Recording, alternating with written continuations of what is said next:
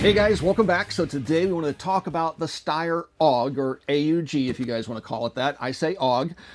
We want to talk about this because it's blown up on the internet once again. People are talking about the firearm.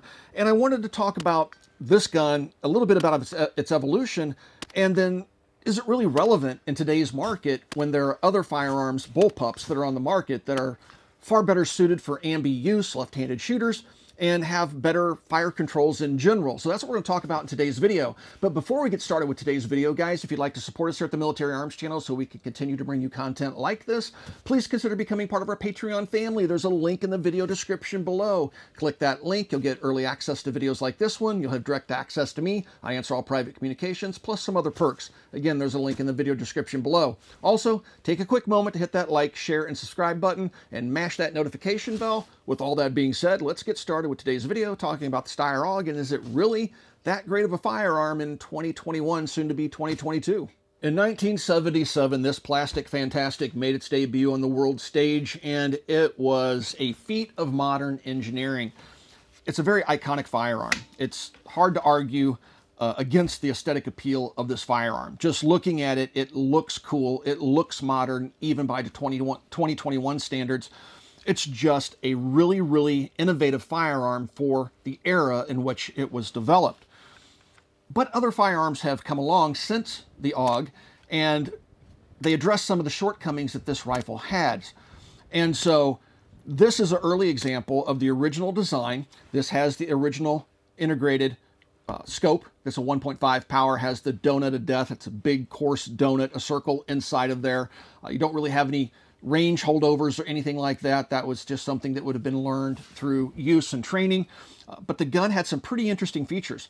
For the use of polymers, which was something relatively new. I mean, people were still complaining about aluminum being used in the construction of the M16.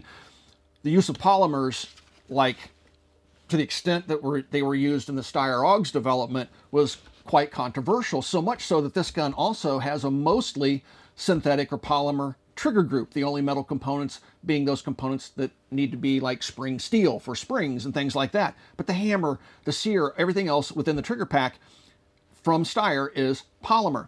So that was really forward thinking for 1977. The guns have held up well over the years. They're still in widespread military use with several different nations and certainly a number of different police forces. But some of the cool features of the firearm, first of all, is the fact that this has a 20-inch barrel, but look how short it is. So this is the original military configuration. Later 16-inch barreled guns would have been developed, but this would be the original color, everything that the original firearm had. The scope on this is, requires a special key to make adjustments to it, kind of, by modern standards, very crude, not something you would want. It has a very crude backup sight built into the top of it, has a charging handle on the left-hand side, which cannot be swapped to the right-hand side for left-handed use. And you'll have a little button here, which is part of the forward assist system that can grab the gas rod and be used as a forward assist. But one of the can also be locked open by pulling the charging handle back and rotating it to the right. And one of the other interesting features that made this gun cool for the time period was the fact that you could quickly change the barrel. Now, the utility of this for a grunt is questionable. You don't really need grunts swapping barrels out in the field. Armor level swapping of barrels is probably more recommended. Most militaries would opt for that. But the fact that this gun could quickly have a 20-inch barrel taken out, a 16-inch barrel put in, or they even have a light machine gun version of this where you could take this out, put the light machine gun barrel in it, and then have a squad automatic weapon, was, again, quite forward thinking. And despite the fact that this gun has this quick removable barrel system, it maintains accuracy. I would argue that this is probably one of the most accurate, if not the most accurate, bullpups on the market. But as time went on, the gun would evolve. But let's talk about some of those evolutions, and it's interesting to see, in my opinion, how little the gun has actually evolved from 1977 to present day. So let's talk about that next. So let's go from 1977 to 2021. In 1977, this is, again, the basic rifle. It does not have the facilities for a bolt release. When the bolt locks open, to reload the gun, you put a fresh magazine in. You have to use the charging handle to charge it. If you're a left-handed shooter, you have to reach over the optic to get to the charging handle, which is less than ideal. And of course, we have that issue with the safety. It does use a proprietary magazine, the magazine release being back here.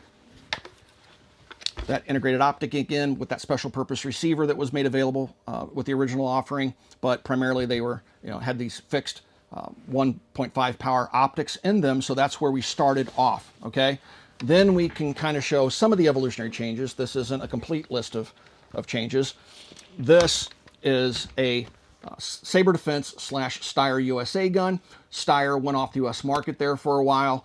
Saber Defense, along with Microtech, spun up to make guns domestically. Steyr USA purchased Saber Defense, so now they have a US presence and US manufacturing capabilities to get around all the import goofiness.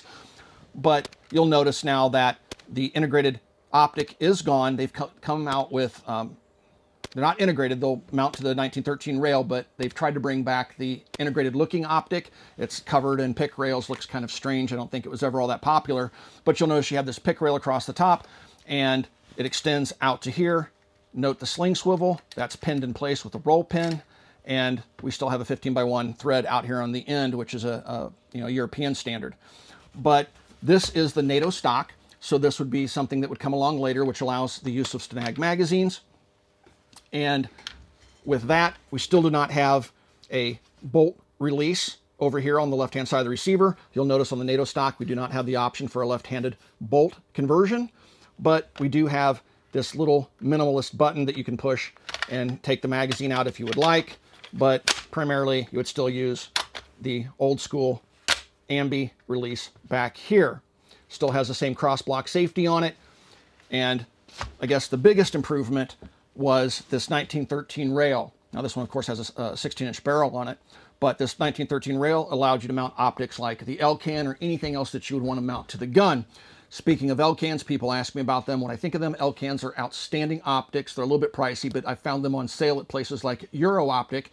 I like buying stuff from Euro Optic because they'll have great sales, but they also have real-time inventory, so they're not playing drop shipping games like some online sites do. If it shows in stock, you will get that product shipped to you that same day, assuming you place the order during business hours.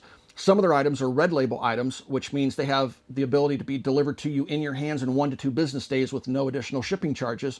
And so that's really cool of them. So I do a lot of business with them. Also, customer support has been outstanding for me over the years. And their customer support, when you call them up, you're going to get an American on the phone, and they take care of their customers. And they should, because they sell a lot of high-end stuff like these L-can optics. I love these optics.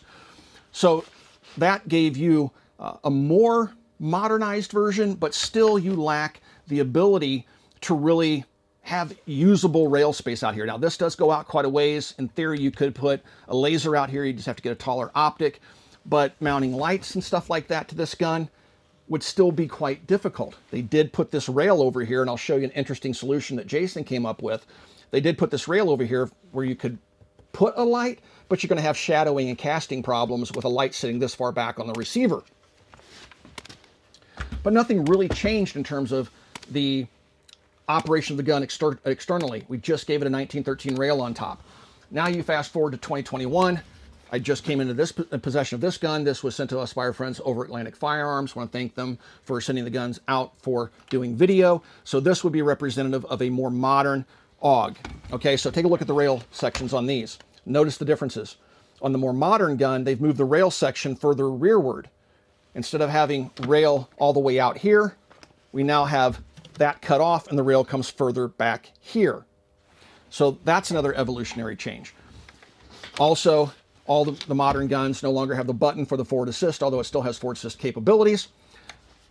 That gun has the 15x1 metric thread on it. This has a 1/2x28 thread on it, so that's a new modern thing. And yeah, the cross-block safety is the same.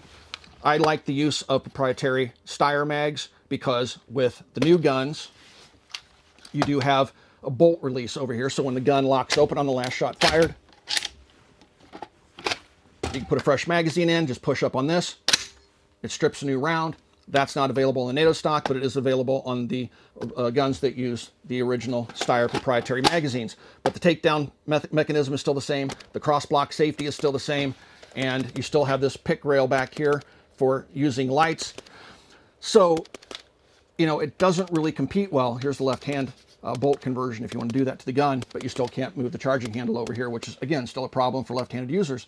So is this gun really competitive with modern guns on the market like the M4?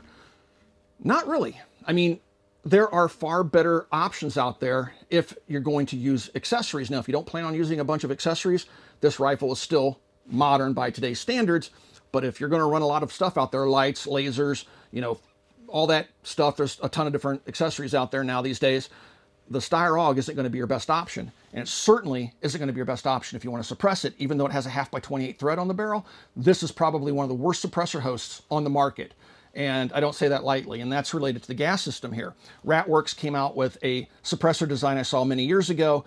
I haven't seen one on the market for sale, but it was at an event. It comes back and it would trap the gas from the gas plug here, and the gun was extremely quiet. It was actually a really neat design, but it was proprietary to the AUG, and you know, without that, this gun just is noisy. It is not anywhere near hearing safe. There are different gas plugs you can put in here to try to mitigate some of that pop, but on the meter, it's just way too loud. So it's not a very good suppressor host. Now, there are some internal differences from the original 1977 gun to the current gun, which we'll show you here briefly in the next segment. But then we're going to delve a little bit more into, is this gun really all that great in 2021, or are there better options out there on the market for a bullpup? So let's take a look at the 1977 bolt and carrier design versus the 2021 bolt and carrier design. Also, I wanted to point something out that I foolishly forgot to mention, was that, yes, the rails are of different length on the two different versions I showed you out here, but on you know, the guns, the rail sections can be removed. It just has some screws that you have to loosen, and you can change. They have short rails, long rails, whatever on the current generation of guns, so you can you know, pick and choose rails. Plus, there's aftermarket rails out there for the guns as well. I just want to make that point clear. Also, one of the changes they made to modernize the gun is they put a QD mount on the front and got rid of that pinned sling swivel, so you can use a QD sling up front, but you're going to have to go to the aftermarket if you want to use a QD on the rear, because one thing that's never changed is the takedown pin in the back, and there's no QD mount on it, so it's kind of awkward having one in the front, not in the rear. Okay, with all that being said, there's aftermarket solutions for that out there. So in 1977, you'll notice that the bolt carrier is just metal and has a raised section back here. Take a look at the current generation. There's a roller on top, probably to reduce friction. You'll notice that the rear of the 77 design is more simplistic. On the 2021 design, we have a polymer piece here that helps to lock in that firing pin. So there's additional polymer back here on the bolt carrier that, and you can see the cut difference that we don't have on the 77 design. If you take a look at the internals, you can see changes there. The bolt looks pretty much unchanged for the most part, but one critical change is the 77 gun did not have a spring on the firing pin. The 2021 version does have a spring on the firing pin. Take a look at the trigger groups. This is the 77 gun. This is the 2021 gun. Very minimal changes to the trigger groups. Polymer, steel springs, polymer hammer, polymer sear, and this is your bolt hole open right there. So as you can see, even internally, the guns have evolved not all that much. So we don't see a huge evolution on the outside of the gun, and we see some modest improvements to the internal of the gun, or the internals of the gun, I should say. So let's take a look at a fully decked out, modernized Steyr AUG. This is Jason's rifle, and you'll see how it's set up with an EOTech, modern red dot sight. You'll notice over here, he played around with different lights because of the shadowing, because it's so far back on the receiver. He jumped on the T-Rex Arms website, got the idea either from them or someone else that you could use their extended light bar. And so he picked one of those up from T-Rex Arms and put this Surefire out there.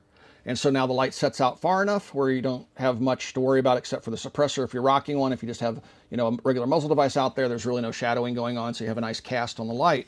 So that's one way to work around that. How durable this is, couldn't tell you. But it certainly works. Then he put the pressure switch to the light right there on the vertical grip. It's held in place by tape. He's using the QD sling up front, but he's using a T-Rex Arms sling back here, so you have to use a regular strap sling because, you know, you have that sling mount built into the takedown pin. I do believe there are aftermarket solutions to make that QD. Don't quote me on that. I don't update my AUGs too much. And then, of course, it is suppressed. Now, We've shot this thing extensively suppressed. And again, I stand by my original statement. This thing sucks as a suppressor host. It does help take some of the edge and concussion off of it using a 16-inch barrel, being a bullpup, but and that's the only reason that he has an OSSK can on it. So there you go, modernized. About as much as you could do with this. If you wanted to swap out the rails and maybe get a laser system out here, you might be able to do it. Seen people putting pressure switches here and holding the guns like this, which I think is less than optimal. You have to kind of work around the gun to modernize it like you would, again, something like an M4. Less than ideal, but it can be done. You can make a gun that looks much like this one. But there are other guns on the market that all that's been taken care of for you. The X95 and the Tavor. The Tavor is no longer imported. The X95 is what replaced it. But this little stumpy fella has everything you need, has rail space all the way around. The rail space exists underneath the hand guards here. Let me see if I can slide this up for you if it'll get past the can. But you have 1913 rails there. I have a Cloud Defense Rain mounted over here on the 1913 rail on the side. And we have more 1913 rail space over here, which I have my pressure switches mounted to for my light. So the X95, even though it's a tiny little thing, it still has more rail space than the AUG. You have full Picatinny rail up here. This is a true ambi gun. All you have to do is swap the bolt out of this thing, and now you can eject out the left-hand side of the gun. You have the charging handle, which you can easily do yourself and move it over to the other side of the gun. The selector lever is much better than the Steyr AUGs, and it's ambi, so you can either put a selector lever over here and have it on both sides, or you can just move this to one side or the other with the simple use of something like a paper clip. The magazine release is ambi on the X95. You have the button on both sides of the gun, and then the bolt stop bolt release is back here, which is also ambi. This thing has QD points all over it, and so you know, it's pretty much as modern as a modern bullpup can get. This is pretty much the ultimate evolution of a bullpup, in my opinion. On the US side of things, we have Desert Tech.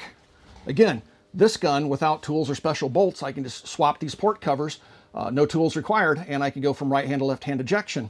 This gun also has ambi charging handles on it, and ambi selector controls, ambi magazine release, and you have different rails you can put out here. This one is their new rail system that has the integrated bipod. And so you have all sorts of options with the Desert Tech. Absolutely one of my favorite rifles. This thing is amazing. You can get them in 5.56, and you can get them in 6.5 Creedmoor like this, 308 and other calibers as well. So this is an outstanding US solution that I've killed more animals with than probably any other gun in my collection with now in terms of hunting. So there's some really good options out there that kind of overshadow the Steyr AUG, because the AUG really hasn't evolved much over the years.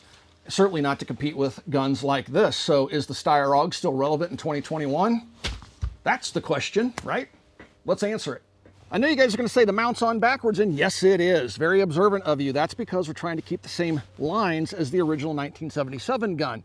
It seems to match them as the original scope mount angled backwards towards the shooter. So yes, the Scalar Works mount is backwards. So the question is this gun still relevant in 2021? Guys, I'm gonna have to be honest with you. I mean, there's a lot of better products on the market right now. There are guns that are truly ambi that allow you to mount more accessories to them. But in the end, I mean, it's just, yes, it's still relevant. That's a silly question. When Magpul's still making products for your firearm, you know you're relevant. This thing is nothing short of amazing. I love the Steyr AUG, and I will continue to love the gun until the day I die. So if you're thinking about it, you're on the fence, go out and pick one up. There's no time like the present. All right, guys, if you enjoy the content here at the Military Arms Channel, please consider becoming a Patreon supporter. There's a link in the video description below. Also, right here on YouTube, got a little join button underneath the video player you're watching right now. Mash that join button and support us right here on YouTube in the age of demonetization. And last but not least, guys, please swing by and check out coppercustom.com. Thank you for 13 years of support, and long live the Steyr AUG.